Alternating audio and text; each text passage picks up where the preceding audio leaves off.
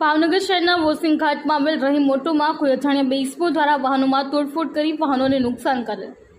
ભાવનગર શહેરના વડવા વોશિંગ ઘાટમાં આવેલ રહી મોટોમાં કોઈ અજાણ્યા બે ઇસમો દ્વારા ગત મોડી રાત્રે આવી વેચાણમાં રાખેલ વાહનોમાં ધોકા વડે તોડફોડ કરી મસ્ત મોટું નુકસાન કરેલ છે। જે બનાવ અંગે સલીમભાઈ દ્વારા વધુ જણાવ્યું હતું કે અગાઉ થયેલ માથાકૂટ અંગે દાજ રાખી નુકસાન કર્યા હોવાનું સામે આવ્યું હતું।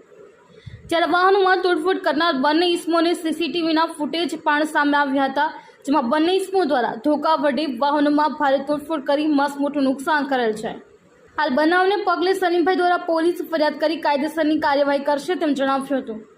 અશ્વિન ગોહિલ, જી ન્યૂઝ, ભાવનગર।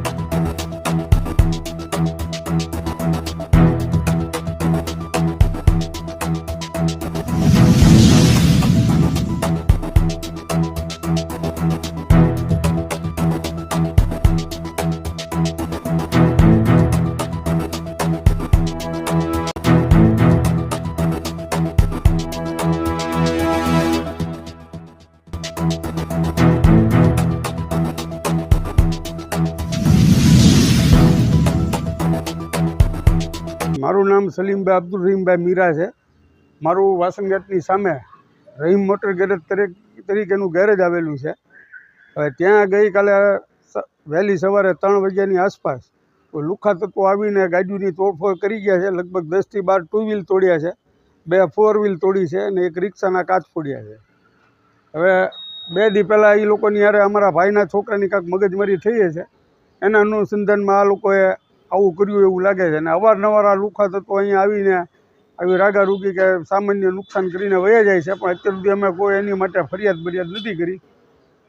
હવે આજે આ બધું થયું છે તો અમે પોલીસ ફરિયાદ કરવા ગયા છીએ અને પોલીસનો સાથ સહકાર અમારે જોવે છે કે અમારું કામ સરખી રીતે થઈ જાય।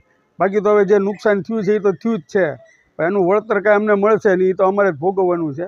પણ પોલીસ જો આવી રીતે જરાક સતર્ક રહીને પેટ્રોલિંગમાં કરે તો અમારે આ જરાક જે નુકસાન બીજા લોકોને, અમે તો ઠીક પણ બીજા લોકોને આવું નુકસાન ન થાય। આ અગાઉ તે આ લોકોએ અમીપરા છે, નેરામાં છે, આ વડવામાં છે, ઘણી જગ્યાએ હવે બબાલું કરેલી છે અને આ લગભગ એના નામે 10 થી 15 કેસ છે। પણ અમે તો આ વેપારી લાઈનના માણસો છીએ, અમે તો અહીંયા ધંધો કરી રહી, પણ હવે અવારનવાર અહીંયા આવીને આવી ઓલી કરે છે તો અમારી એક જ પોલીસ તંત્રને માંગ છે કે ભાઈ અમને ન્યાય મળે એમ। અત્યારે અમે પોલીસ સ્ટેશને જ બેઠા છીએ, હવે સાહેબ છે નહીં અને એ લોકો કોઈ એક વ્યક્તિને ગોતવા ગયા છે, એ આવે પછી કે તમારી ફરિયાદ લઈ। એટલે અમે લગભગ 10 સાડા 10 બેઠા છીએ અને સાહેબોએ કીધું છે કે હવે તમે બેસો, હમણાં તમારું સોલ્યુશન કાઢી નાખીએ।